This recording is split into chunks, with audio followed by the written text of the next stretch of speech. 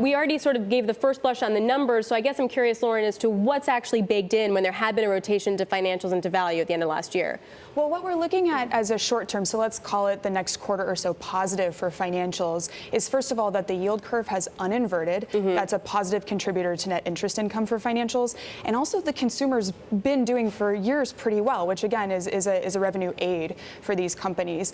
Now, on the challenging side looking forward is that you have the markets expecting cyclicals to continue to do well in line with rising economic expectations. A little bit concerned about that for the remainder of 2020. So did we learn anything about that in terms of the outlook then for JPMorgan? So Lauren will feel confident about the cyclicals. I think we got what we wanted in terms of stabilizing net interest income guidance. And we had already seen some signals of this just with an improving rate environment, sort of mid-quarter. Some of the banks in December are talking about stabilization, interest income coming in a bit better for this quarter. But for next quarter as well, JPMorgan giving guidance a little bit better than consensus and suggesting that we should continue to see some stabilization there. Is this a JPMorgan specific blowing it out of the water thing, or is this a general bank thing? I mean, the FIC number was really impressive, and they are the leader in that business. For the leader to put up such a big number and such a big gain from a year ago,